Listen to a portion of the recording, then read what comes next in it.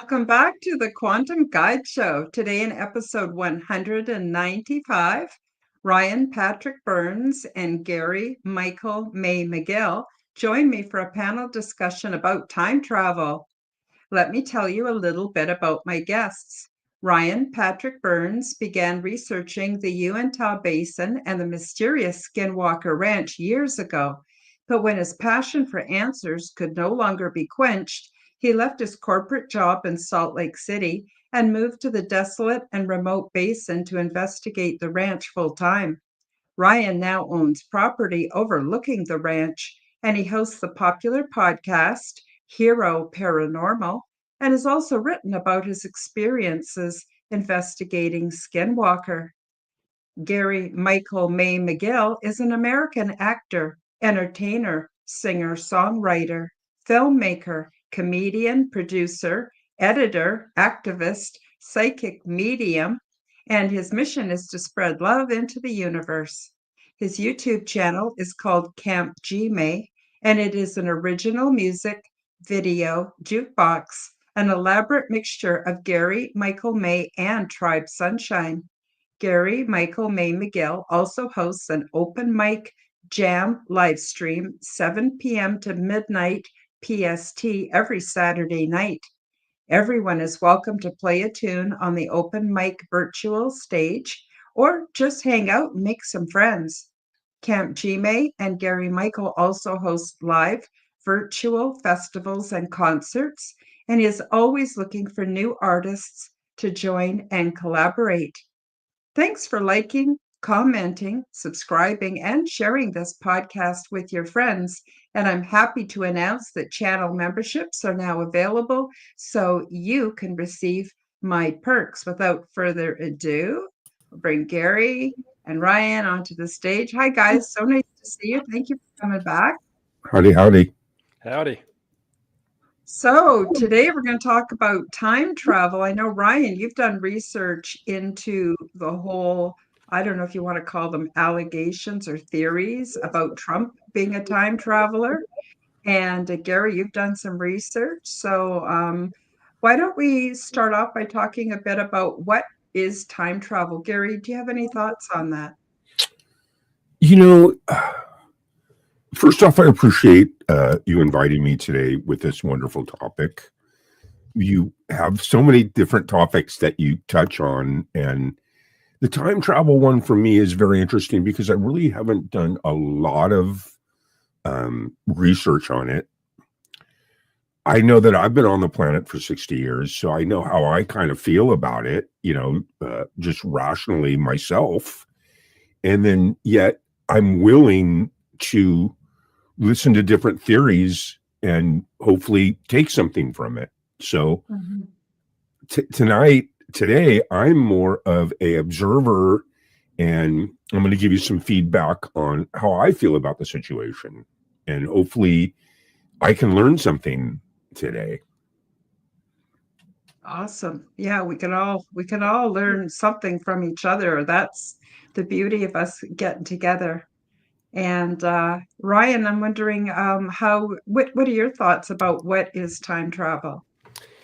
You know, I, like everybody else, grew up with the idea that time travel was just science fiction and that you needed this far out device, something like a DeLorean that goes 88 miles an hour. And if you can time things just right, you can manipulate the time allotted and either fold or bend or puncture the space-time continuum. But as I've gotten a little older and researched things like quantum, I love your show's title, by the way, Quantum Guide Show, because this falls right in line.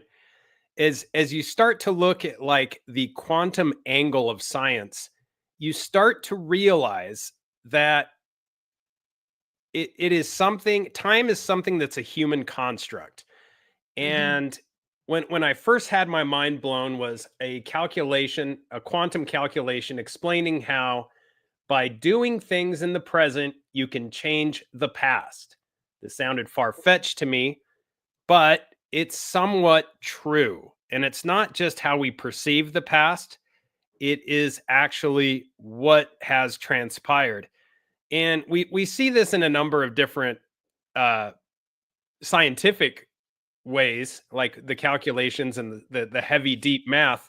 But in a more human, like relevant way, we see people that change their ways. And when they change their ways, it almost seems as if the damage they caused in the past is not just sugar coated, but in many cases disappears. So Mhm. yeah, there's a whole quantum angle. So it's a huge discussion. I'm excited to get into it. Me too. Now, I personally believe in the simulation theory. Simulation theory doesn't mean that it's not real. It's based on, I would say, the primary experiment is what they call the double slit experiment, where they would pass photons through a slit and they would come out and splatter on a screen that would basically show the pattern. And the pattern that the photons would take was what they call an interference pattern, where it was basically proved that the photons were waves and not particles. But then they put a camera to observe the particles just before they hit the screen, repeated the experiment, and lo and behold, now the photons came through and hit the screen as particles and formed these lines where they hit the screen. And they couldn't figure this out. So then they positioned a camera in such a way that they could I know this is going to sound crazy, but the photons weren't aware that they were being watched.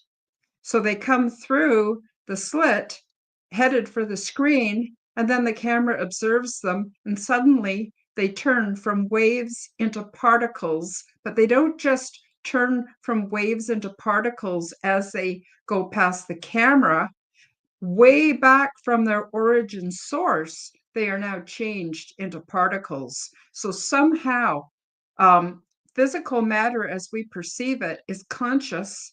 And when we see something a certain way, it goes back to the source time to become that thing, which is to me evidence of time travel.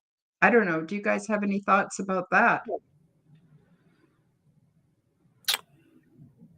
Yeah, that's interesting. I'm not too familiar with that theory, but it's kind of relevant to the fact that a lot of stuff that I see out there, people are trying to say that you have this dimension, okay, and we all know that time was kind of man-made, so it's just like all you have is now, what is happening right now, all the time.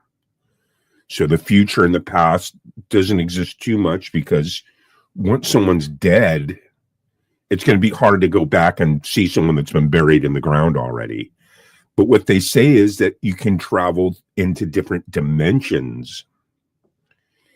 And what I see is that, to me, it would be totally possible to time travel in this dimension into the future. But it would be hard to time travel into the past, because that's already happened. Those people are dead and gone. A good example would be if you live in New York and I live in California, okay, and say me and Ryan live in California and you live in New York, okay. Well, let's just say I fly to New York to come see you, okay, and Ryan has to walk. Well, I'm time traveling because I'm going to get there way before, months and months before Ryan gets there. So I'm going to be able to get there ahead of time. I'm going to be able to get there in the future. Ryan's still in the past. He's not going to have any information about anything until he gets there. So it's kind of, when I think of time travel, I think of that. You see these theories where it's speed and light and dimensions, and because we all know Wi-Fi, you can't see it, but it's a different dimension. It's there and it travels like lickety split. So I'm still trying to learn about time travel. So like I said, hopefully we can get into this and get deep. Ryan? Such a great point, Gary. It's like, it's like life is a game of seconds and inches. And like Gary put it into perfect perspective, him flying and me walking. It's like we're in different dimensions, man. It's like one isn't even keeping up with the other one. And, it is really interesting that when I first looked at this deal with Trump, it sounded a little far-fetched. You see a meme here, a meme there. Sounds a little far-fetched, but when you take pen to paper and historically start looking at what has transpired, it's the opposite. Either this matrix has an incredible sense of humor and everything just appears to be a certain way, or it's a mathematical irregularity and a synchronicity and coincidence that's almost impossible to explain, which is possible. But basically, Nikola Tesla claimed that he could move around in time a little bit. And not a lot, like 3 to 5 minutes, like Gary was saying. It was more difficult to do these big moves. But if he had enough amperage and volts cranking, and he'd bring his friends in, and I guess he had 8 to 10 foot booms that were like parentheses shaped, about 8 to 10 feet apart, and he would walk between them. Something similar to a dimensional rift would be caused, and he could move 3 to 5 minutes in the future or 3 to 5 minutes in the past. And he could prove this by doing things like putting stuff in people's pockets and saying it won't be there when I come back, because I'll go back and I'll pull it back out, and things like this, little parlor tricks. But it was enough to prove to enough people that were close to him that this stuff worked.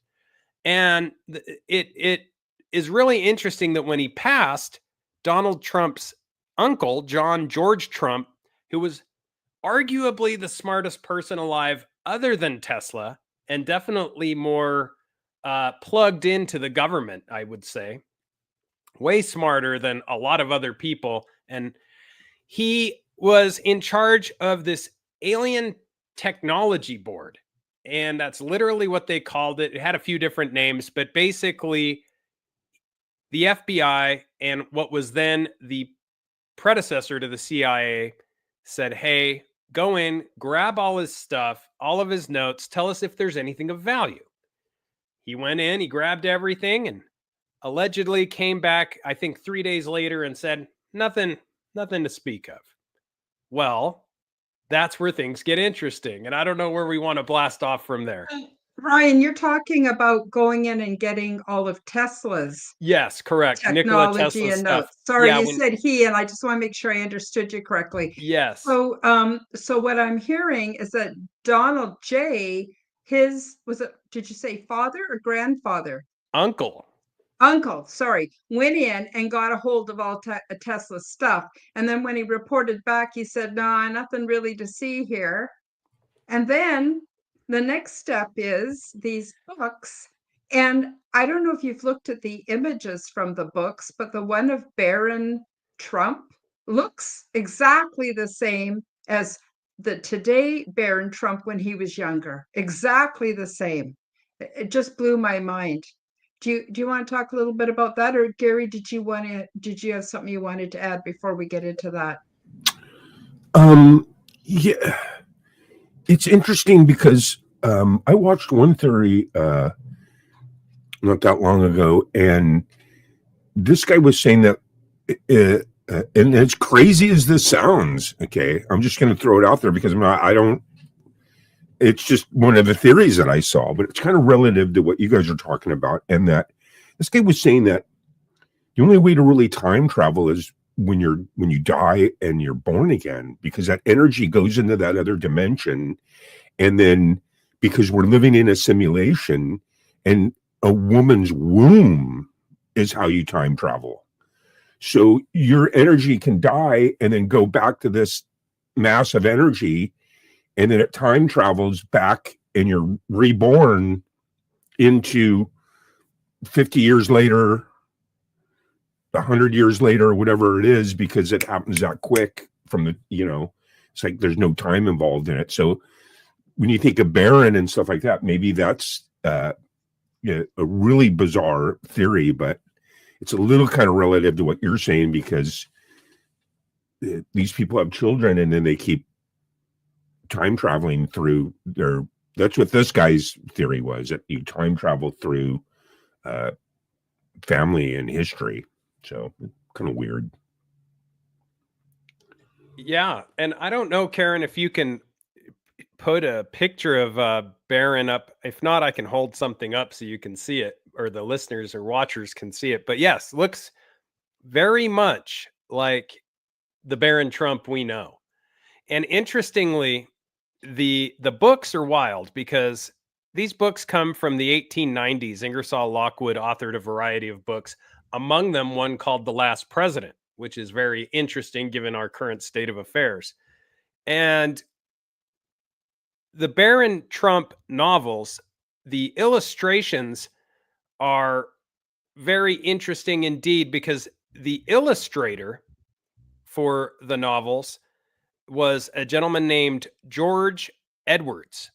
And George Edwards did all these amazing illustrations and just happened to be a member of just about every secret society and philosophical organization you can imagine at the time.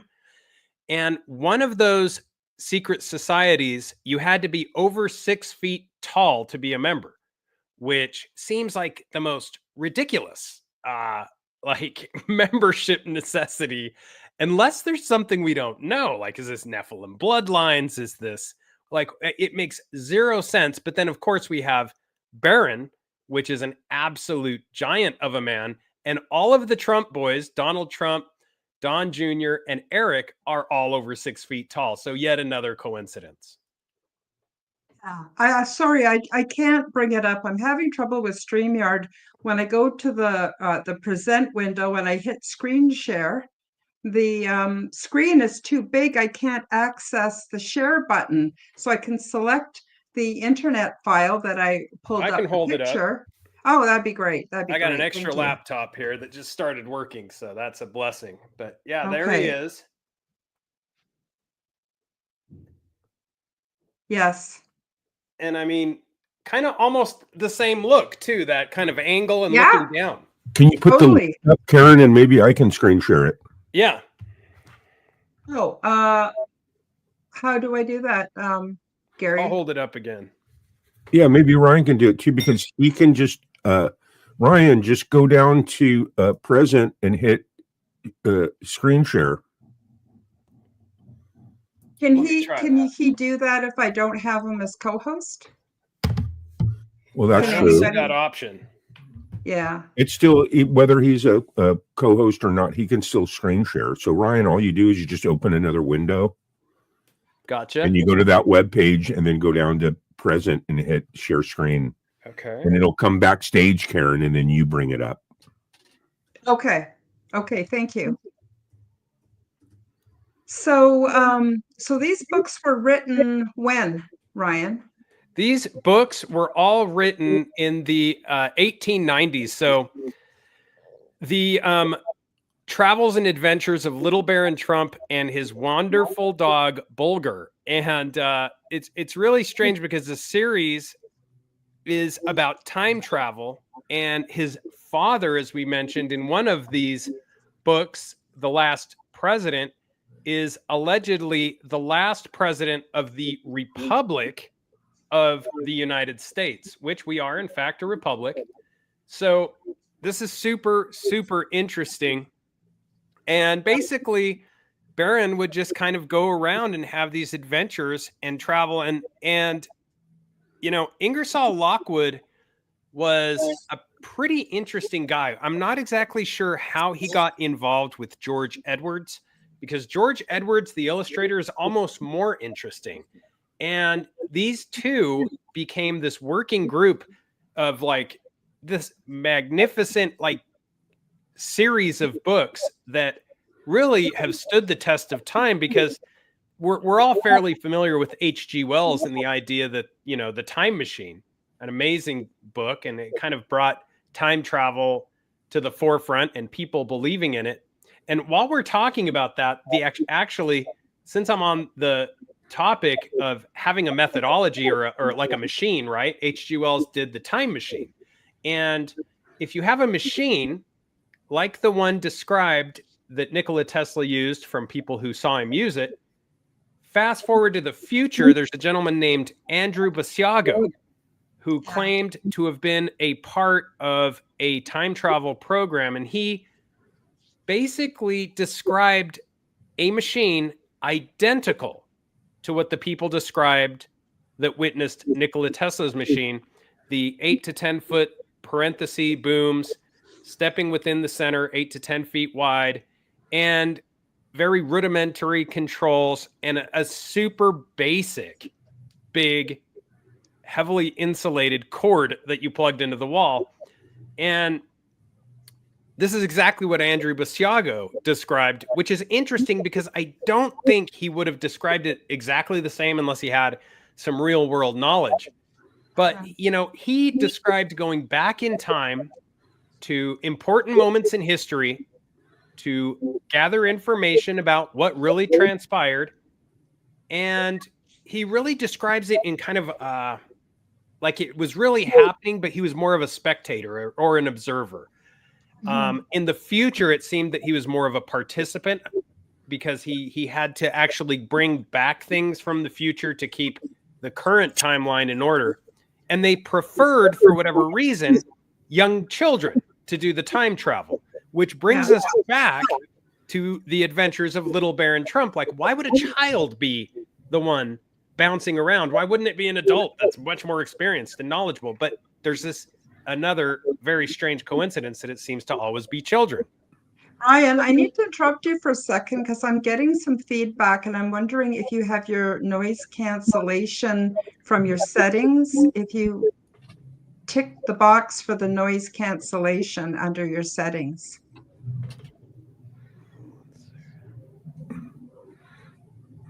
Yeah, go to settings, Ryan, and hit audio, and then make sure that your echo cancellation is on. Okay. Is that better? That should do it. Way better. Way better. Thank you. Sorry, I didn't mean to interrupt. And Andrew Basiago, they actually had a special design kind of an envelope. They had to put whatever object they wanted to bring back had to go in the envelope so that it could be transferred from one timestamp to another. So yeah, he's a pretty interesting guy too. So anyway, go on. What was your point again? Sorry for interrupting. That we see this this again, another coincidence that it's children doing the time traveling. It is Andrew Basiago said this program, Project Pegasus, is what it was called, that it looked for children to do this time traveling. Adults were sort of off the menu. And in the Baron Trump novels, we kind of have the same underlaying truth. Yeah. I'm still on the fence with time traveling to the past, only because, like I said, those people are buried and dead and gone to me. So for me, my brain's just like, how can you, unless it's in another dimension and there's a continuum and a different parallel universe or something, and things are happening, who knows? But what I do think, like I said, is going into the future is completely possible. But the only thing to me with time traveling to the future is, okay, so let's just say I time travel and I leave, say exactly in the year 2000, okay? And I time travel to 2010, okay? Let's say I stay in 2010 for a year. When I come back, it's 2001. I can't come all the way back to 2000. I can only come back to how much time is allotted in that dimension. See what I'm saying? Which is kind of trippy when you think about it, because if you're going to go forward, you can only come back to a point to where however long you stayed in the future. See what I'm saying? So when I think of time travel, that's just what my mind thinks. Like I said, there's lots of theories, there's lots of different things. And I think like I said earlier, one of the biggest things to me is dimension traveling and current reality, this simulation traveling, right? And if there's a difference between that. Totally. Now, according to some of the research I've done, when you can go forward, but when you come back, you can't necessarily access exactly the same timeline. So apparently there are multiple timelines, and it's very difficult to come back. Again, this gets back to your point where you don't understand going back in time, but you understand going forward in time. So I just want to say a quick hi to Binzer and Lisa Lynn. Thank you for joining us in the live chat, guys. I really appreciate you. So apparently, just according to and of course, I don't know, it's hard to find nuts and bolts and factual information when you're doing research on this subject because it's so bizarre. But yeah, there are multiple timelines. There's also theories about there being a multiverse, multiple versions of us and crossing over between, because it seems like we have to do some interdimensional work in order to go forward or backwards. So again, are we slipping off to another timeline? And just to illustrate that, I'm sure you're all familiar with the Mandela effect. That to me, and I've actually experienced the Mandela effect firsthand, which says to me that there are different timelines and that they're shifting and they're moving. And I've got a little experience I'm going to tell you guys about after the break and get your opinion on. But anyway, I'm sorry, go ahead, Gary. No, it was just interesting. I like the timeline, the different timeline things, because that would make it possible if there was multiple timelines and of us. But like I said, it's hard to really get concrete evidence of any of that. You know what I mean? But like I said, I believe in time travel, but I need to learn more. I need to learn more theories, because then I can take all of that and then make a final decision. But until then, I need to hear more. What are some more theories out there for time travel that you guys are aware of? Well, I was hoping that Ryan would continue a little bit about Trump, because there's theories the reason he was able to avoid 2 assassination attempts, time travel explains it. Do you want to get into that a little bit, Ryan? Sure. And to Gary's point, he's got a really good point. What he's talking about is a hypothetical situation that scientifically they've called the grandfather paradox, that arises with the question: if a person travels back in time and kills their grandfather, for example, before he has children, how would it be possible for him or both of them to be born? So there's a lot of truth in the science that Gary's talking about, and it's a scientific enigma. But unless there's different timelines, in which case you exist in one timeline and you kill the grandfather in a different timeline, or a different version of the multiverse. So that's why I threw that in. It's sort of, I don't know, and God only knows what's real, guys. We live in some strange times. It's fun to figure it out, 100%. There's something very strange about the assassination attempts, and how he's either the luckiest guy on the planet, which is true in business as well. Somehow he's just always, on the cusp of losing everything continually, and somehow slides into home base. This is not a new endeavor for him. He's gone through this many times. And a very interesting additional point is what I mentioned about the DeLorean, the time travel machine, the DeLorean. In the movie Back to the Future, there is a character known as Biff Tannen. And the creators of the movie have come forward and said that they made Biff Tannen in Donald Trump's image. because if you remember the movie, for those who haven't watched it, Biff Tannen travels to the future. He creates a massive casino, Biff's Tower. I think he calls it the Pleasure Tower or something. But basically, we have the casino thing, which is very much like Trump. He travels to the future and he makes his fortune basically knowing what's going to sell, what stocks are going to go up, and all of the easy ways to make money. And this is why they characterized this character Biff Tannen based on Donald Trump, which again, in a time travel movie, very, very strange. And the reality is, he's either when you start putting all these things to paper and they just keep going. That's the weird thing, is we keep finding these strange things, like the creators of Back to the Future saying, yeah, we based this on Biff Tannen is based on Donald Trump because, well, what's the because? There's really no because other than maybe he's a time traveler. So we have that. And I don't know what direction we want to go from there. It's definitely an interesting direction. Mm-hmm. It sure is. Guys, I want to take a short break for a promotion. It's less than 2 minutes, and then we'll come right back. And then I have a question. I want to tell you about something that really happened to me and get your opinion on it. That would be fantastic. So we'll be right back. Everybody thrives when we have a mission, and there is no greater mission than to become the change we wish to see in the world. Well, I don't know what happened. It didn't work.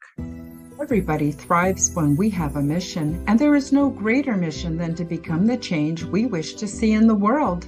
This holiday season, share a gift certificate for my services, because sometimes the people we love need a little help from consultation and support. They may have discovered that this world is not what they thought it was, and recent global events have awakened them, and now they're feeling unsettled. Or some of your loved ones may have experienced the paranormal and feel isolated with their not-so-popular beliefs. It is a big shock to wake up and find that the old familiar world is gone. It can be disturbing to go down the various rabbit holes, only to find that the information is difficult to digest and few people are willing to talk openly about it. Everybody would like to learn how to thrive in this new state of awareness as they discover that they are not conspiracy theorists. Everyone is now awakening, and once they find their way through it, there are many blessings waiting on the other side. My name is Karen Holton, and I offer vital services that may be just what many people need, and support for unique journeys into the weird and wonderful.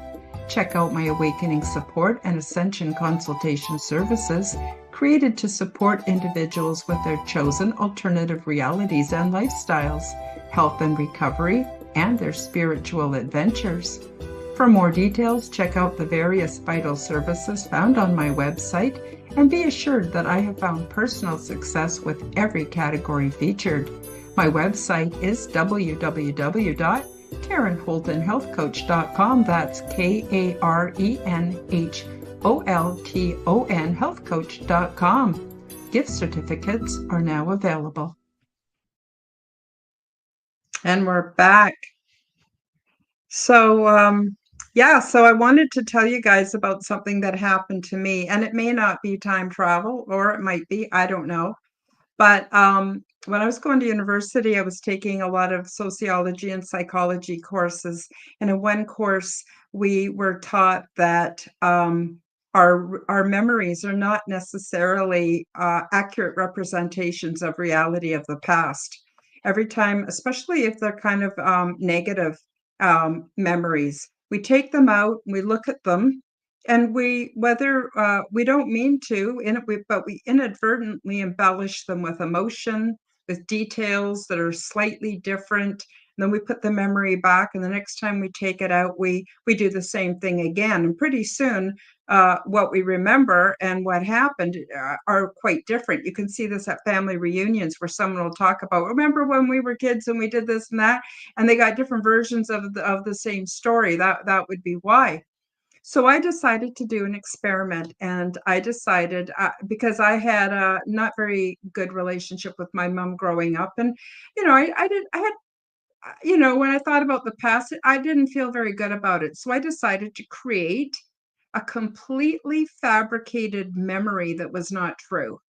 And it made me happy. So I created a memory and I worked on it, used my imagination. It took me weeks, maybe even months to get it the way I wanted it. And I had this false memory that I planted.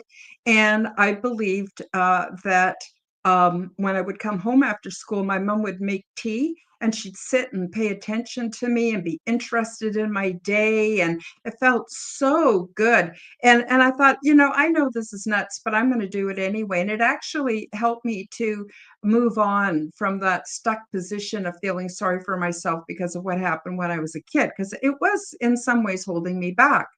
So I even embellished it further that if I'd had a really bad day and came home, my mom could always tell, and she'd get out the good tea set and have some kind of special cookies that she'd let us eat together. And it just really made me feel so damn good. And I just kept it. And I never told another living soul. Wow. And after I did that, I went to visit my mom. And we were just having a casual visit. And all of a sudden, she turned to me right out of the blue and she said, Karen, do you remember those tea parties we used to have after school? And it blew my mind. I had Wow. never shared that with anybody. So, what I'm wondering is, did I somehow etherically or genetically transfer my fantasy to my mom? Did I go back and change reality? I don't know. And I kind of wanted to get you guys' opinion on that because I've never heard of anyone else doing it. And it's actually a technique I teach when I'm counseling people who are recovering from trauma because it was so incredibly beneficial for me. It really helped me to get past that. So I had a much better relationship with my mom in her old age. Interesting. It's in my book. That's interesting because you're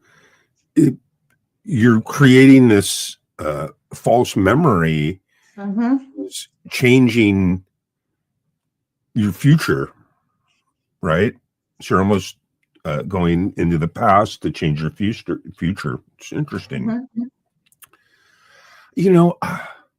To me, once again, I can watch all these theories and all these videos on time travel and all this stuff, but basically, for me, how my brain works is I'm still just going to decide for myself what I know, what I've seen, what I think, and all these little bits and pieces come together. So first off, I just think of time and I say to myself, okay, the Gregorian clock, 12 months, Monday, Tuesday, Wednesday, Friday, that's all you ever get. 12 hours, they all equal 666 when you add them up all around. It's dimensional. So to me, when you're on Earth and it's rotating and there's 365 days in a year, and back then they're like, Joshua lived 900 years, 1,000 years. Well, that's only because they weren't on the Gregorian clock. They were on a different calendar. They are on a different time system. So that's why they live longer. And then when the reset happened after Jesus, and that's why it's 2024, is because now we're on the Gregorian clock. There's 365 days in a year, blah, blah, blah. So you age on that clock while you're on the planet. So if I go in a spaceship and I zap out into the solar system and cruise around, there's a good possibility that I'm not going to age at that same Gregorian clock because I'm not on that Gregorian clock anymore. Now I'm out here flying around, and I could probably only age for like a year out here flying around. Now when I come back, it's 100 years later. That's a possibility to me, definitely. What do you think, Ryan? Yeah, I'm mesmerized by that because you hear these stories of people like Rip Van Winkle or Rumpelstiltskin, these stories of people who can sleep their way into time flaps. And I'm in two zones. So on the one hand, I 100% believe that you can astrally project and time travel in the way that Karen explained, that you're actually changing reality through your own manipulation of belief systems and remembering things a certain way. 100%. You're compressing the zip file, you're making changes, then you're re-uploading it. And so that I'm 100% in. Now, on the other hand, like with this Donald Trump time travel, we're talking about more of a electrical engineering scenario. And what's really interesting about John G. Trump is what transpired in his life after he got, I guess, nothing from Nikola Tesla's apartment when he died, and what he did with his life afterwards. He was involved with all kinds of x-rays, you name it, everything that was cutting edge and had to do with electrical engineering, he was in on it, even during the wartime effort. Yes. And something interesting is the USS Eldridge. A lot of people call this project, yeah, you know what I'm talking about. Project Montauk, a spinoff of the Philadelphia experiment, where a number of individuals claimed that a ship disappeared for about 10 seconds and went forward and backward in time because it was bombarded with electrical energy. And I've talked with a few people about this. One of them was Jacques Vallée, and he didn't say there's nothing to it, which tells me there's something to it. That there's more than meets the eye to John G. Trump, his electrical engineering, and what he did, with the National Defense Research Committee after he left the Office of Alien Property, which is what they called the group that went in, him, and took all of Nikola Tesla's devices and notes and everything. And that Office of Alien the Office of Alien Property was disbanded, and many claim it's still around but goes under a different name. But if you look at his timeline from when Nikola Tesla died, everything that he did afterwards was absolutely mind-boggling. He did all kinds of things in the medical arena where it came to devices, all kinds of things to national defense, radar, x-rays, I mean, you name it, and he was on the cutting edge. So it's a tough one. It's a tough one. Right. In other words, Ryan, all the cutting edge stuff that he was on, including time travel, well, he was pretty much a master of all of it. So why wouldn't the time travel be just as prominent as the x-ray and the Wi-Fi and all this stuff that you can't see? He was on to it, right? Because he was on to all that other stuff. So throw time travel in there too. He's a master of it all. Because all of these modern devices would have appear like magic, 200, 300 years ago. The other thing too is maybe that's why Donald J. is able to come close to the brink of losing businesses and then rallying, and like his life is very magical. And his son, boy, that's a tall young man for sure. But there's something otherworldly about that family. I'm not saying that in a bad way, I got nothing against him. I'm a Canadian, so I'm not getting involved in American politics, but as a human being, he's a very, very interesting guy with a very, very interesting family. Yeah. Well, Canadians time travel differently than Americans. Yeah. Just kidding. Okay. Interesting though. This whole time travel thing is definitely very, very interesting because there's so many elements to it, in directions that you can go theory wise.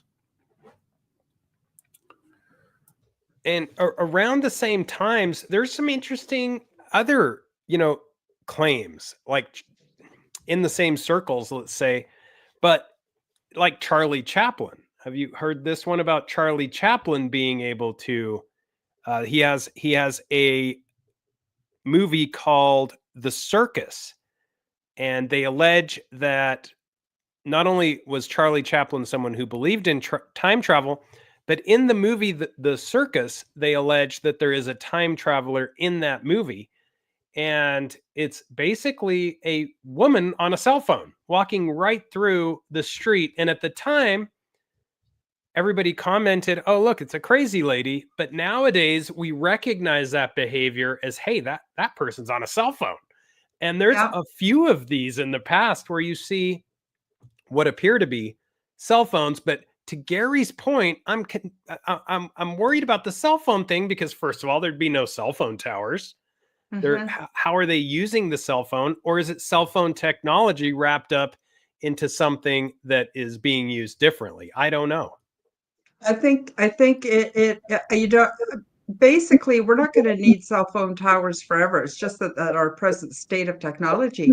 But I don't know if you ever watch Mohan Praveen. He goes to all these ancient temples, and he finds in India and Southeast Asia, and he finds there's all kinds of evidence of people, from 1,000 or 2,000 years ago, talking on cell phones, riding bicycles, all kinds of stuff. And then another thing, guys, is what they call I might have the name wrong, but they're out of time artifacts. For instance, when they have done mining operations and they've been in coal beds that are like 2 million years old, and they find a little lady's Timex watch, things like that. There are these misplaced artifacts that they're finding and technologies that they're finding in these beds of coal or whatever they're mining that are millions of years old. So how can you explain that without a time travel idea, right? Yeah, because they actually probably are time traveling in the sense, like I said, where when you leave the planet, because everyone knows that, look, and 100 years ago, there was absolutely no technology. I mean, you had people, tapping into it, but it wasn't until these crashed UFOs, when they got the integrated circuit board, the digital medium, laser, fiber optics, the list goes on and on and on of all the technology they got. And when they got it back then, it wasn't like, hey, let's just give it to you. They could have gave you like an iPad right then and there in the 50s, but they're greedy and they're like, well, we're going to make money off this and we're going to keep it. So it was like a slowly compartmentalization of information. Like, hey, here's the first thing, a little watch with digital, and it's red. And they're like $20. Now they're like free, but you slowly get all this information. In other words, what they have now, if you knew, you wouldn't even be able to sleep at night because they're still giving it out compartmentalization a little bit at a time. Right now, we're just at the point where it's Wi-Fi, it's cell towers, because it's actually a military weapon. So what happens is these people time travel and they're in a different galaxy or something, and they come back here and it's 2,000 years later, or it's 3,000 years later, or it's 3,000 years ago when they came here and they just left for a little while, and then their time doesn't spin around as fast as ours. So when they come back, it's maybe a greater amount of time into the future. Have you guys seen the movie called Interstellar? Because that's really well illustrated in that movie. So they pass through a so-called black hole, and they end up in a different part of the universe, and they go to a planet. And even though they're not that the ship is not that far away, every day they spend down there, 20 years goes by aboard the ship. By the time they get back, everybody's old, and it really, oh my God, it's quite a good movie. I've seen it 2-3 times, and I still am learning stuff when I watch it. So anyway, I recommend Interstellar. Yeah, haven't seen that. I really like I like the idea of multiple dimensions and kind of that fractal reality, because those are the only things that kind of make sense when you have these types of scenarios where there's so many synchronicities and coincidences, as you said, Karen, following one particular family, that you have to start to wonder. And John G. Trump he got really involved in real estate, almost as if he knew where the hot spots in real estate were. And, they say location, location, location. The best way to know the best location is to move forward, find the best areas that are going to blow up, come back and buy whatever you can afford. It's not so much how much, but where. And interestingly, with the cell phone thing, I'm really blown away by, I'm glad that we talked about the cell phones, because,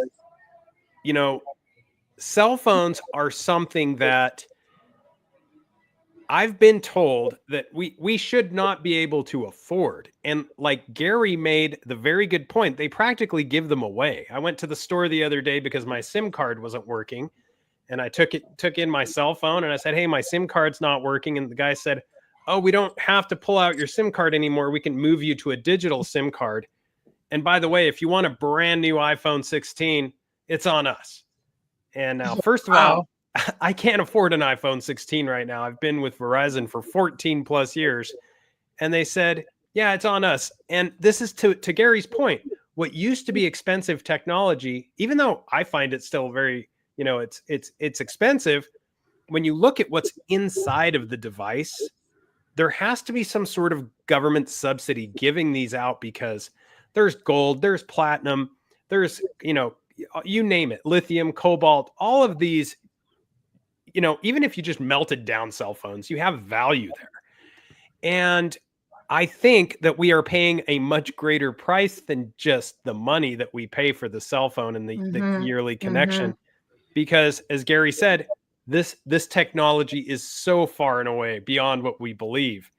It is to the point, I'm sure everybody has an example of where you think of something, especially around Christmas time, and boom, an ad comes up on your phone, and you're pretty darn sure you did not Google that or look into it. Yeah. And yet there is an ad, right? So you have to ask yourself, how far is it? That happens to me when I'm watching YouTube videos, because I'm super curious. I have a thirsty mind, and I always am gathering data, doing research on a half a dozen subjects at one time. And if I'm interested or I have a query, sure as shooting, in my feed on YouTube will be a video about it. If it's a medicinal product I might need, if it's a change in lifestyle, it could be anything. How the heck does it know? And more recently, I've been playing around with AI generated images, because I'm about to publish my book. My manuscript is finished, and I needed some illustrations, and I'm not an artist, and I couldn't afford to hire an artist. So I thought, well, I'll just play around with one of these free apps. And I was shocked. Did not, like, sometimes it gets it really wrong, but I was surprised at how close it came up to with what I wanted. Blew my mind. So how did it know? And as I'm using it, like, I keep hitting generate, generate, generate. I'm not kidding. I can waste 2 hours on that thing generating images. And I just keep hitting generate. And how does it know what I approve of and what I disapprove of, what I like and what I don't like, for it to change and learn, so it gives me what I want? And then near the end, before the free version kicks me off, it starts giving me really good stuff. I really should subscribe to it, because I use it a lot. So how does that work? Right? Same thing what you were saying, Ryan. Yeah. It's almost like a telepathic mind wave dimension type trip. What's interesting too is Melissa J in the chat says, so are we time traveling in dream time? Which is really interesting, because when you think about it, I really connected to that when Melissa posted it, because I woke up this morning tripping on one of my dreams where I went back in time and was actually had a conversation with one of my past relatives that crazy? So maybe in that dream time is when you can also enter that different dimension, possibly. I don't know, but I think she made a good point with that, because like we talked about, there's so many different angles, there's so many different theories to this whole time traveling thing. Sure are. You know, and dreaming, when you dream, that's a form of tapping into that different reality, that different dimension, possibly. Oh, I absolutely believe that, Gary, because like I said, I just finished my manuscript. I'm about to publish my book, and it's called Transdimensional, Meet the New Neighbors, and it's about my real experiences traveling transdimensionally, and I do it through sleep and lucid dreaming, and so I've got a lot of information, all the weird paranormal stuff that's happened to me in my life, including like what I shared today about the fantasy of having the tea parties with my mom and all of that, but I actually have made substantial contact, and there's a time dilation. So I go to sleep at night, I pass over to another dimensional reality. I can be there for days, weeks, months, Yeah, come that's back, crazy. Yeah, and then I wake up in the morning, and at first I used to think I was crazy, and then I realized, no, this is a real thing. So I wrote a book about it, and yeah, it's hopefully kind of like coming out in a Ryan couple said weeks. too, when Ryan said the Rip Van Winkle, the sleep Hmm. time travel thing. It's the same thing you hear about these people that have these comas, and they go into a coma Hmm. for 10 years and then they wake up. Well, they've kind of time traveled, because they have, they're 10 years in the future. Hmm. 100%. The pause button has been hit. And Gary brought up something really interesting, which is I have this. My favorite times are right as I'm about to wake up. You know, that kind of Yeah. magical time where you're entering this reality again. And what's interesting is they say you get the best sleep when you get rapid eye movement. And if you look into rapid eye movement, this is from the electrical charges in the brain, the impulses. And here we are back to the electrical charges that are purportedly a part of time travel. Yes. And when you look at some of the components to electricity, something else that's a very strange, this is weird. This is possibly the weirdest thing about the Donald Trump enigma, is that if you look at long-term electrical injuries, one of the long-term electrical injuries is the a very discolored skin, which is so weird because I delved into this, and it was kind of weird delving into it because my wife made like a bronzing lotion, and she was like, gosh, that color of his, like, what is Orange it? Man. Yeah, Orange Man. And you know, when you looked at when he was president in the White House, it kind of started rumors because there were no tanning beds in the White House. Nobody ever saw him put bronzing lotion on. It's not a spray tan. Somebody would have come out and talked about it by now. So we have this interesting color that may be allegedly part of the duration of electrical contact over the years. And if that's the case, it's literally sort of like, well, yeah, I mean, it's getting singed a little, you know, a good way to put it. But one of the most wild theories is that, yeah, when he's super orange, when he's super bright, he's been up to something. And I don't know, I can't go out on that It's a limb too good far. theory. It's a really good theory. Guys, we're quickly running out of time, so I'm wondering if we could just do a last go round. And I'd love to hear your thoughts and any closing statements you might have, but also tell people where they can find you and what you're up to. Absolutely. I pretty much only live stream once a week, every Saturday night.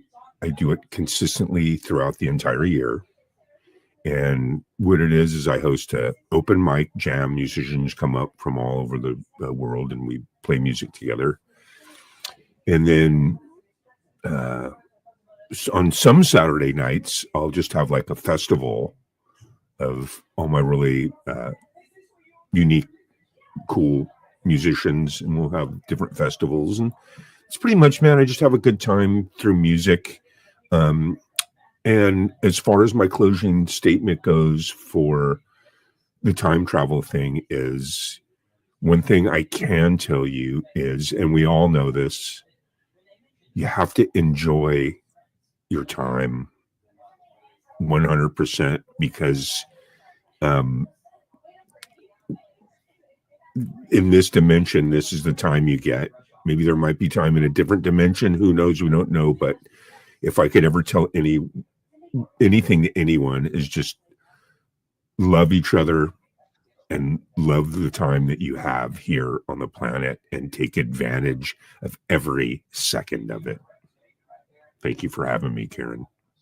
Oh, my pleasure. So glad to have you on anytime, Gary. And Ryan. Great stuff, Gary. Hard to follow that, but I agree 100%. HeroParanormal.com or Hero Paranormal on YouTube. You can also go to spacewolfresearch.com. And I want to second what Gary said. Time is the most valuable commodity. You know, people often say time is money. Well, I rather have time than money, because with time, you can make money, you can do anything, but it is the most valuable commodity. And like he said, if you can really harness it, that's why our cell phones, that's why plane tickets, that's why all these things cost a lot of money, is because they cut down on the time that it takes to do that process otherwise. So, or to walk to New York. Yeah, long walk to New York. It was such a great comment, Gary. Thank you. Yeah, totally. And I ditto what you guys have said. And I'm almost 70. So I got to tell you, when you get past 60, the days just flip by, the weeks just flip by, the years just flip by. And, you know, I'm just getting out of my pajamas and I turn around, do a few things, and I'm busy putting my pajamas back on because it's nighttime.